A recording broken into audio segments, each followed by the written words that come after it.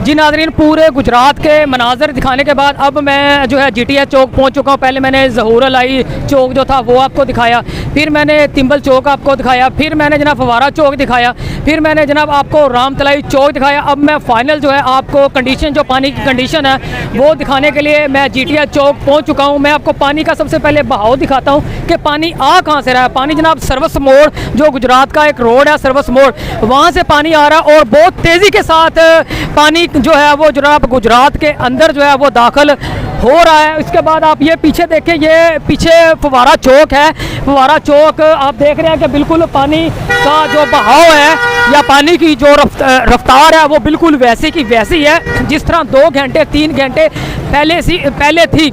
और पानी का जो बहाव है, पानी की जो रफ्तार है उसमें जनाब कोई कमी वाक़या नहीं आई, मसलसल जो है वो इजाफा हो रहा है। आप मेरे पीछे देखें कि लोगों की कसीर तादाद जो है वो जनाब एक साइड पर खड़ी है। जो लोग गुजरात शहर के अंदर मार्केटों में रहते हैं, जिनके ऊपर रहाइशें हैं, वो जनाब अपने घरों से बाहर निकल आए और घरों से बाहर निकल के जनाब वो एक साइड पर खड़े हो गए हैं। और मैं आपको पानी का बहाव फिर एक दफ़ा दिखा रहा हूँ कि इस साइड पे जो पानी है, पानी का बहाव आ रहा है, पानी की रफ्तार में जो है वो जनाब मसलसल इजाफा हो रहा है। ये वो सूरत हाल है जो मैंने गुजरात की आपको लम्हा बताई है। जो मैंने जो कंडीशन पानी की गुजरात के अंदर है वो मैंने आपको बता दी है कि क्या सूरत हाल है पानी की इस वक्त यहाँ पर। जो लोग हैं, अगर हम लोगों की मुश्किलात का जिक्र करें तो जो लोग अंदर जिनकी रहायशें हैं, जिनकी दुकानें हैं, जिनकी मार्केटें हैं, वो इस वक्त बहुत मुश्किलात का शिकार है। हकीकत ये है,